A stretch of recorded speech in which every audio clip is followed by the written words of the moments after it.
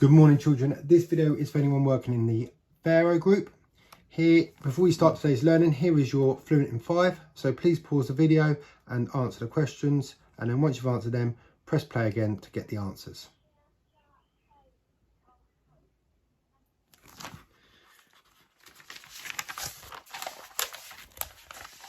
And here are your answers for today's Fluent in 5. Please check them to see whether they were right or wrong.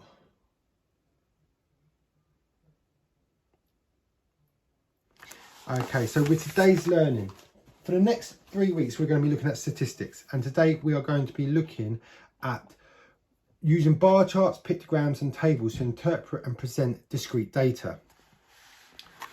So, as we said, we're going to have a look at a range of different charts and interpret information from the answer, from the table and find out and answer some questions.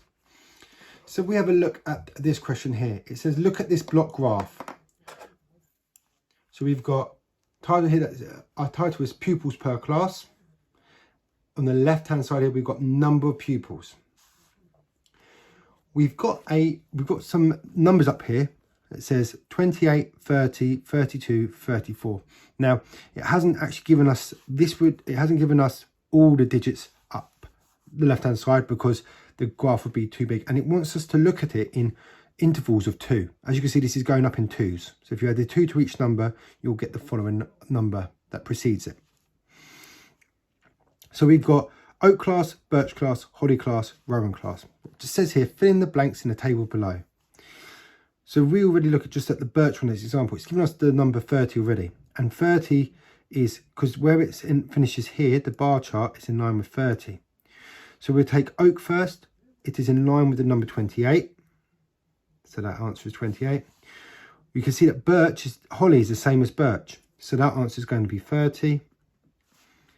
And then the rowan class is 32. It says here, think of 2 questions to ask about the information in this tally chart. Car colour. So what we're going to do first of all is we're going to find out actually how many of each car colour there is. In tally charts, this here is called a gate, and each gate is worth 5. So we've got we're going to count here. Black is equal to 5, 10, 15, plus 2 equals 17.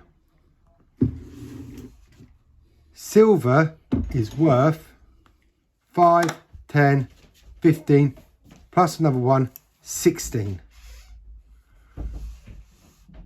Red is equal 5, 10, 15, plus 3 here, 18.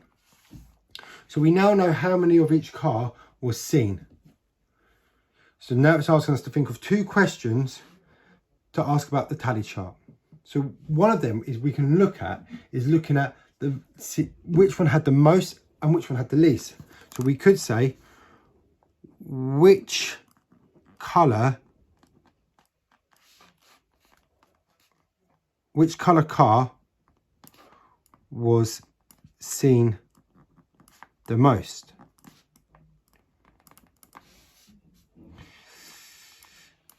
And then another question is, we could do something similar, which colour car was seen the least, but we're going to give you another example. We're going to say, how many more black cars were seen than silver cars? So 2 different type of questions there. So that's a tally chart. The next question we have is, use the information in the table to create a bar chart holiday activities. Now, I should mention that on a question like this, you don't need to print this out if you don't want to. If you do, you're more than welcome to. But if you don't have the access to print it out, you can draw this bar chart into your book. Now, we've got the 3 holiday activities are walk, swim, museum. Now, before we actually start plotting our data, let's have a look at the numbers that have been given. So we've got 10, 30 and 50. I notice that these are all multiples of 10. So what we're going to do is we're going to draw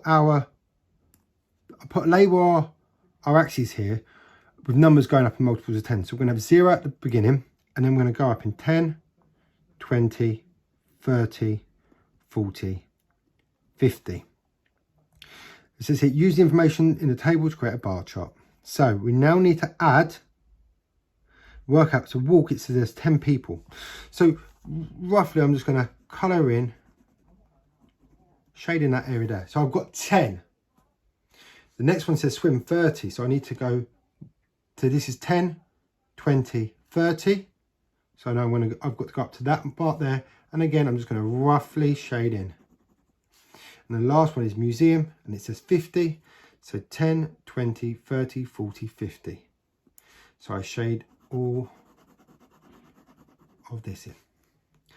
So that's how we're going to, that's when we're interpreting information and putting it into a bar chart. Now, we're going to look at this table, and it's going to tell us some information about vegetables planted. And we've got two questions here. How many garlic bulbs were planted in February? So we've got garlic here. So we've got our list of our vegetables here, and we've got our months here. So we need to look at garlic, because that's our vegetable. And we need to look at our month. So garlic and February. So garlic and February. So we go along until we meet. So the answer here is 15. In which month were the most vegetables planted?